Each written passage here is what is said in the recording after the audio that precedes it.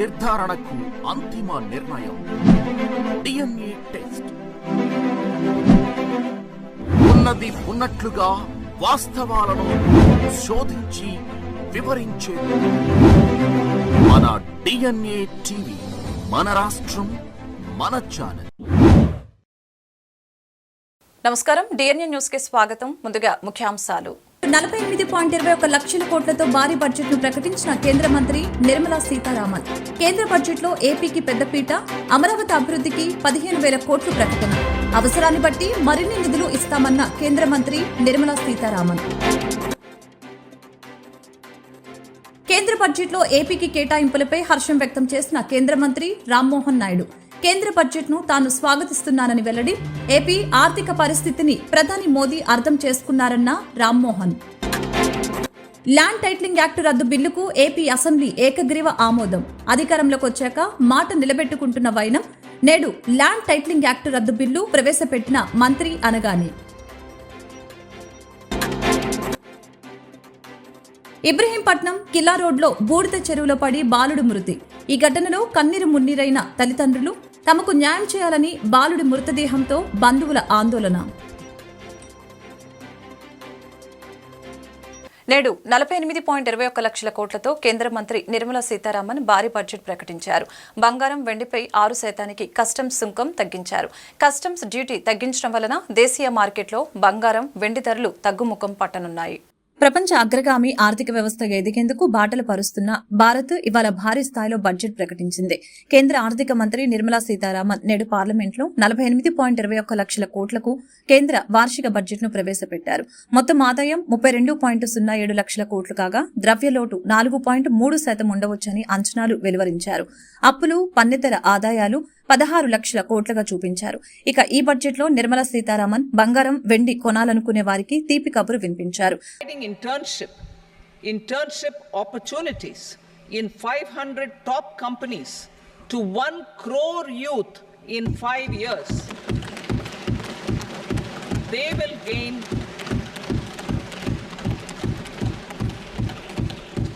will gain exposure for 12 months to real-life business environment, varied professions and employment opportunities. An internship allowance of 5,000 per month, 5,000 rupees per month, along with a one-time assistance of 6,000 rupees will be provided. Companies will be expected to bear the training cost and 10% of their internship cost from their CSR funds. కేంద్ర budget లో ఏపీకి పెద్దపీట వేశారు కేంద్ర ఆర్థిక మంత్రి నిర్మలా సీతారామన్. అమరావతి అభివృద్ధికి 15,000 కోట్లు నిర్మలా సీతారామన్ ప్రకటించారు. అవసరాన్ని బట్టి మరిన్ని నిధులు ఇస్తామన్న మంత్రి హామీ ఇచ్చారు. అలాగే రాయలసీమ, ఉత్తరాంధ్ర జిల్లాలకి ప్రత్యేక ప్యాకేజీ కింద నిధులు ప్రకటించారు. ఈ ప్రకటనపై ఏపీ మంత్రి, టీడీపీ జాతీయ ప్రధాన కార్యదర్శి నారా లోకేష్ స్పందించారు. ఆంధ్రప్రదేశ్ రాజధాని అమరావతి, జీవనాడి, పోలవరం ప్రాజెక్టుల పూర్తి కోసం సంపూర్ణ సహకారం అందిస్తామని ప్రకటించిన కేంద్ర ప్రభుత్వానికి ధన్యవాదాలు అని ఆయన తెలిపారు. బడ్జెట్ లో 15,000 కోట్లు కేటాయించి ఆంధ్రప్రదేశ్ పునర్నిర్మాణానికి కట్టుబడిన ఎన్డీఏ ప్రభుత్వానికి రాష్ట్ర ప్రజల తరపున కృతజ్ఞతలు తెలియజేస్తున్నట్లు తెలిపారు.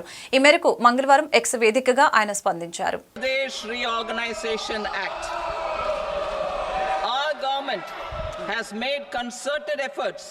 to fulfill the commitments in Andhra Pradesh Reorganization Act.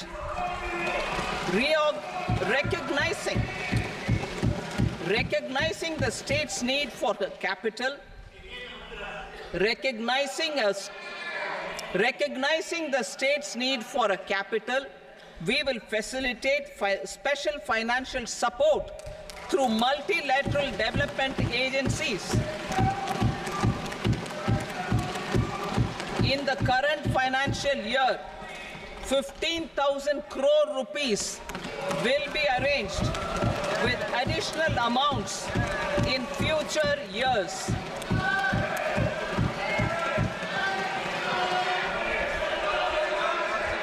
Our government is fully committed to financing and early completion of the Polavaram irrigation project, which is the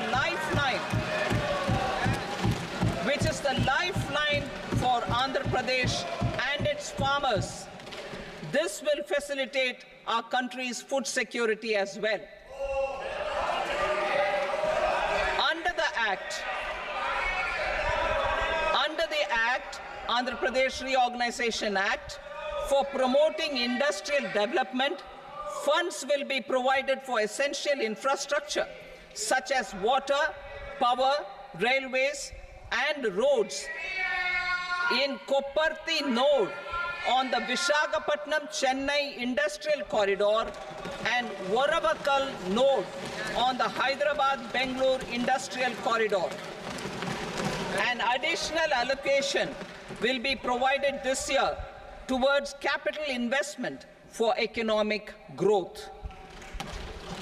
Grants for కేంద్ర బడ్జెట్లో ఏపీకి కేటాయింపులపై కేంద్ర మంత్రి రామ్మోహన్ నాయుడు హర్షం వ్యక్తం చేశారు. కేంద్ర బడ్జెట్ను తాను స్వాగతిస్తున్నారని తెలిపారు. ఏపీ ఆర్థిక పరిస్థితిని ప్రధాని మోదీ అర్థం చేసుకున్నారని రామ్మోహన్ నాయుడు వెల్లడించారు. ఇవాళ ప్రకటించిన కేంద్ర బడ్జెట్ 2024లో ఏపీ రాజధాని అమరావతి నిర్మాణం కోసం 15,000 కోట్లు పోలవరం ప్రాజెక్టుకి సహాయ సహకారాలు ఇతర అభివృద్ధి పనులకి మద్దతు ప్రకటించడంపై కేంద్ర మంత్రి కింజారపు రామ్మోహన్ నాయుడు స్పందించారు. కేంద్ర బడ్జెట్ను తాను స్వాగతిస్తున్నానని తెలిపారు.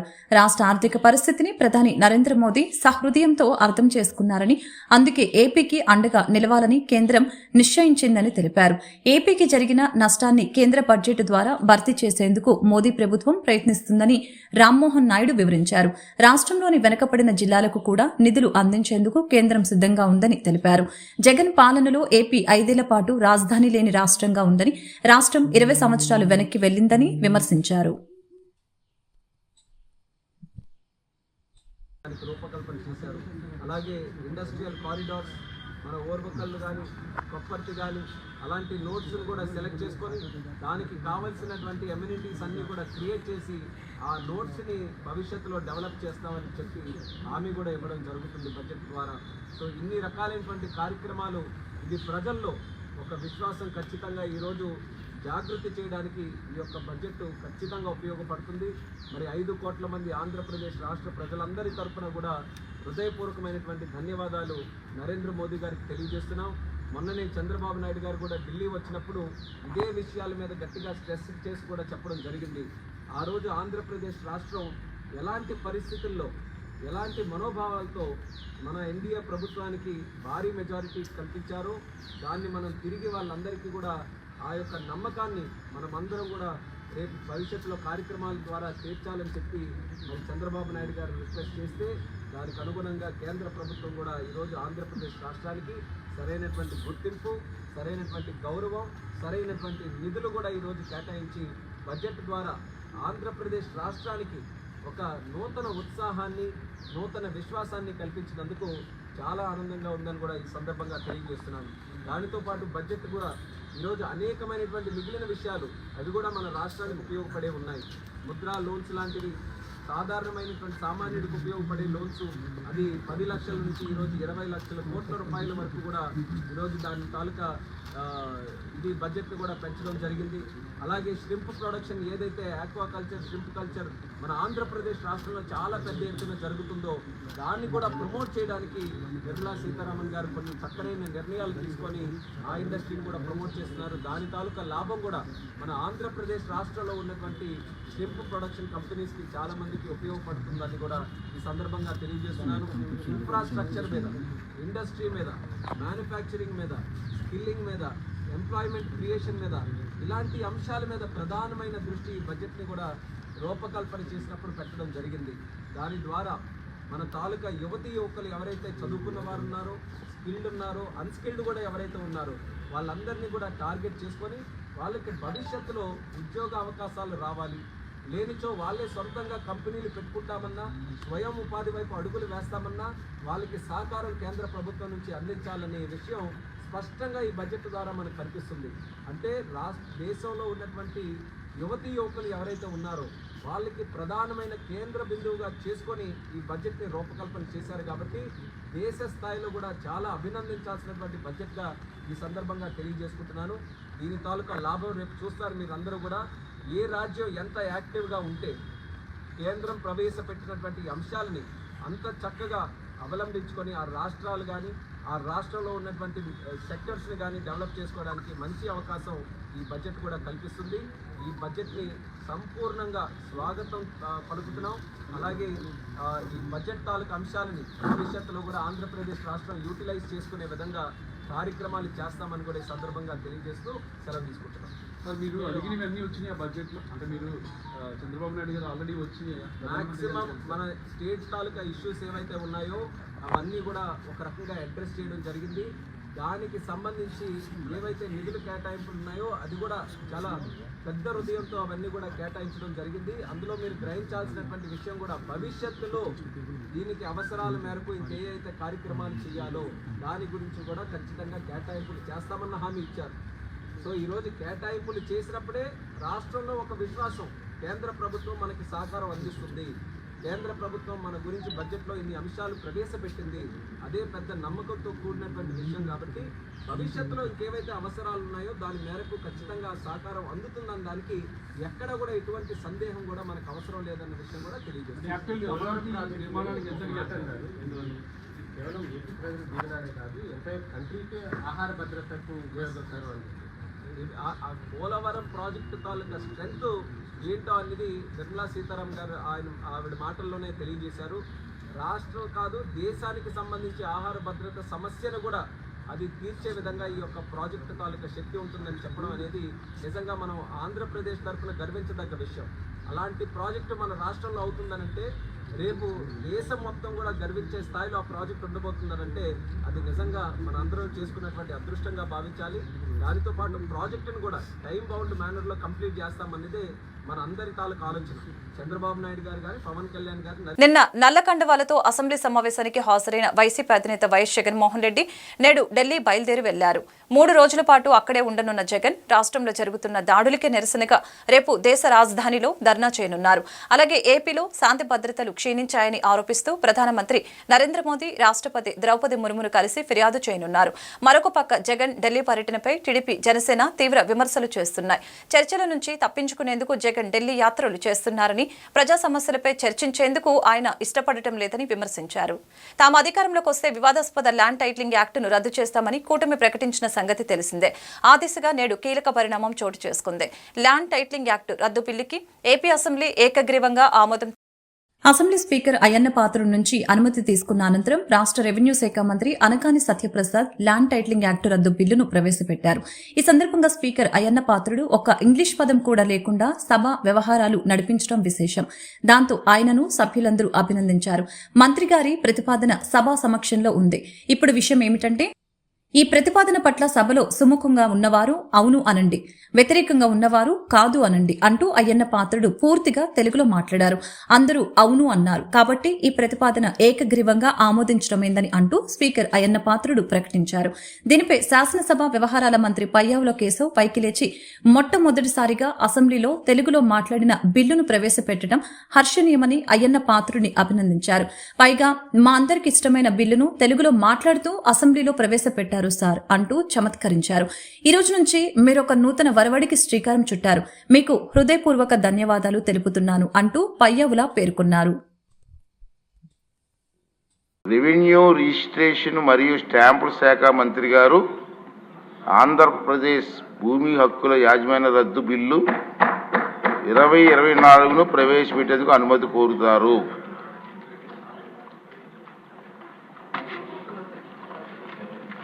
Honorable Speaker, sir, I beg to move for leave to introduce the Andhra Pradesh Land Titling Repeal Bill 2024.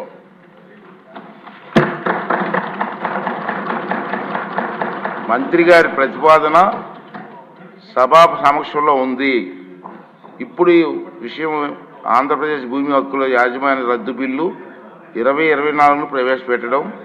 ఈ ప్రతిపాదనను సభలో సుముఖంగా ఉన్నవారు అవును అనండి,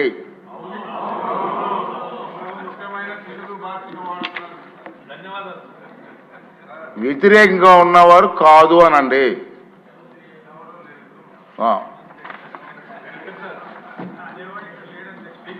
అవునన్నారు అవునన్నారు అవునన్న వారు అందరూ కూడా ఏకగ్రీయంగా అన్నారు. కాబట్టి ఈ ప్రతిపాదన ఆమోదించడమైనది, బిల్లు సభలో ప్రవేశపెట్టబడింది.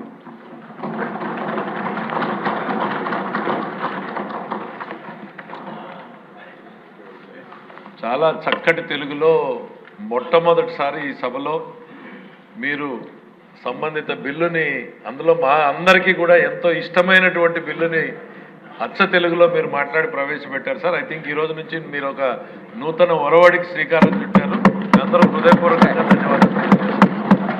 ప్రతి అక్షరం తెలుగులో మాట్లాడే ప్రయత్నం చేస్తున్నాను, మీరు సహకరించండి.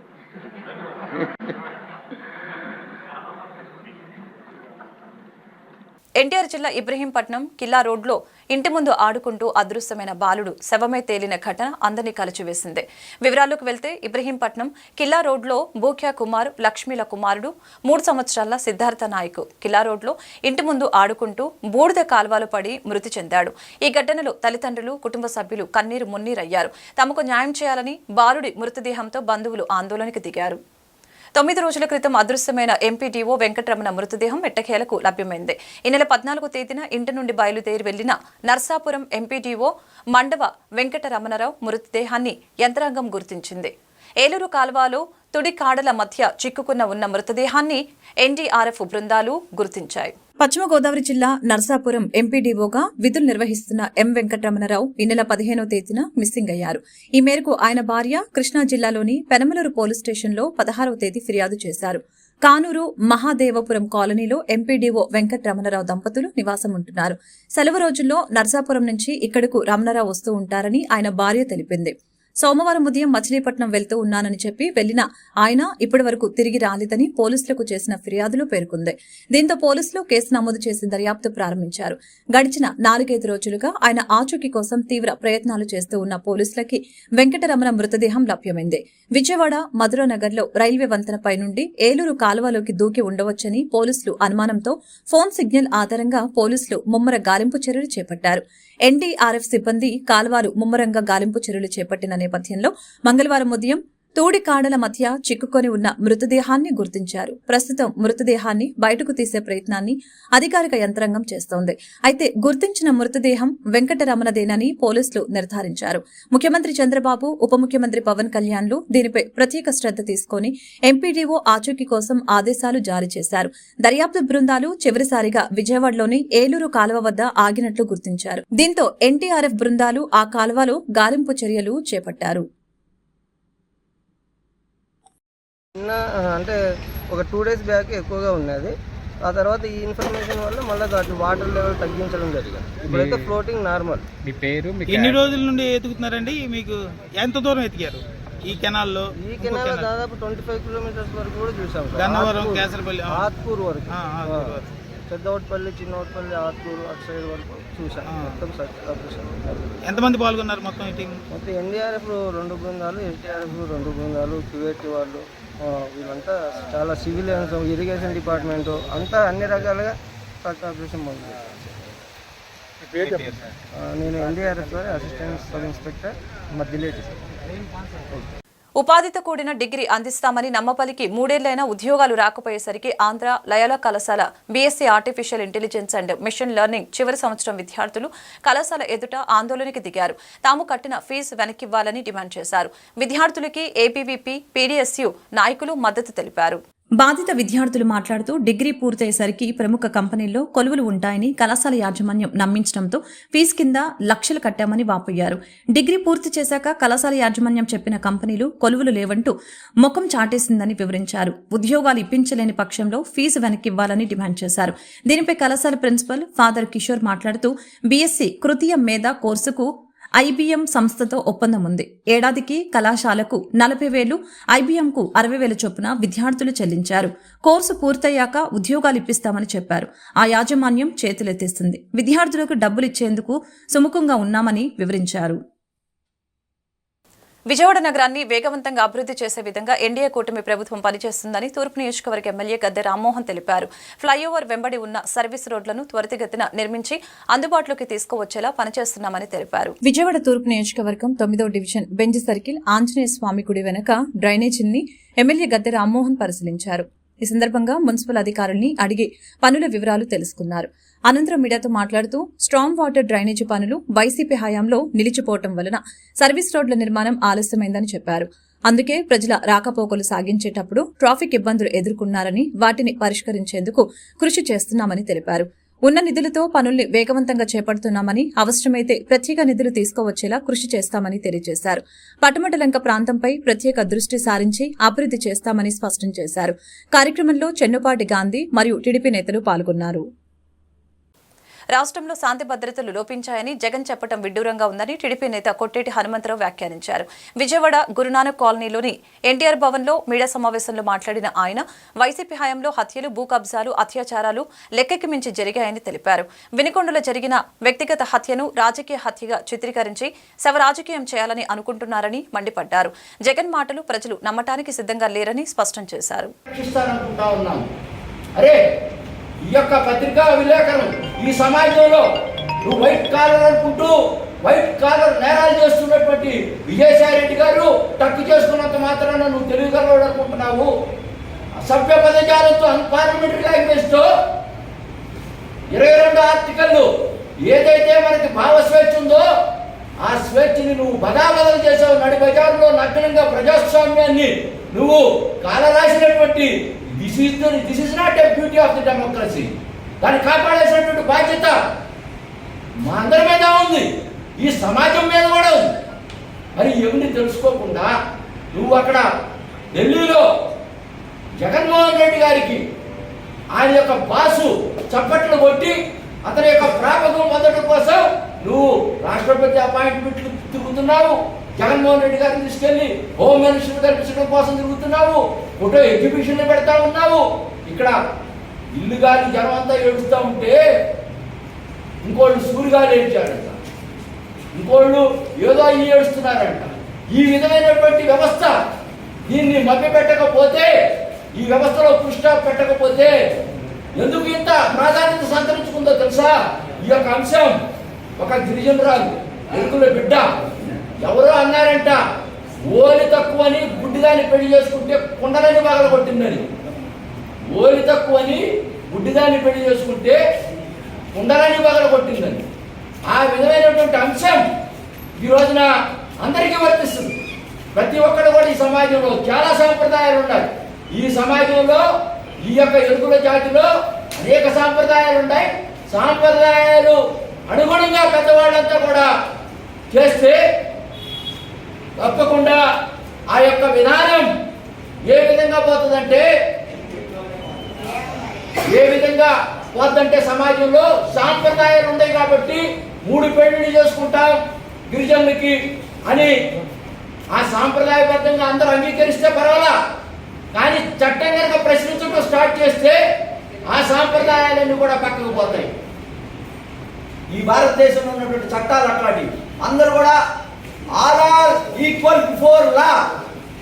అందువల్ల మన విజయసాయి రెడ్డి గారు తక్షణం రాజీనామా చేయాలని డిమాండ్ చేస్తా ఉన్నాం.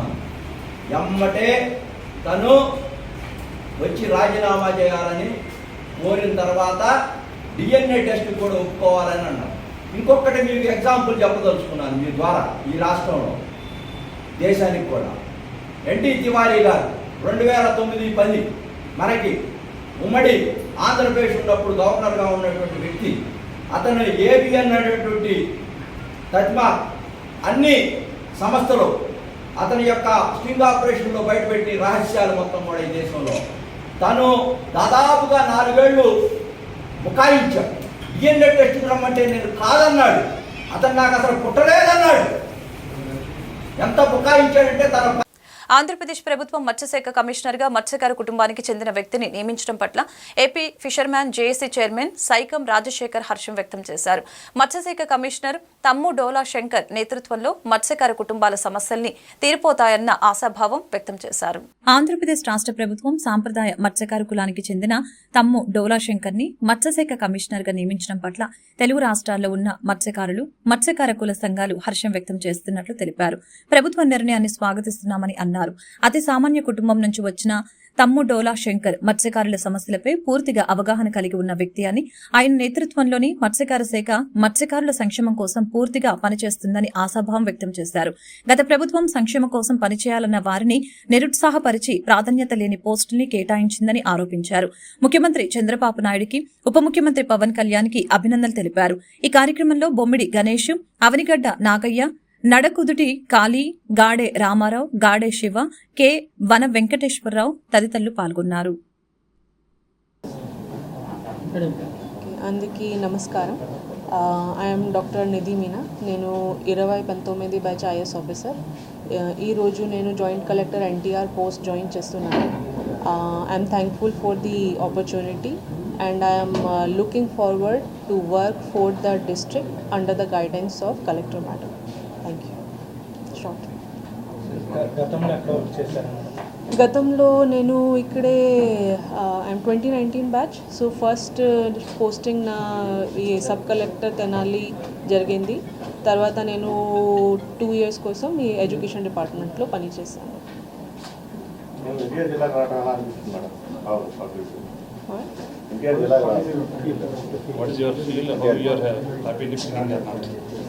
This is my first posting in this district, in NTR district. So I'm looking forward to it. I'm excited. I want to know more about the district, what issues are there. Then along with team we will sit and then we see how can we resolve and go ahead.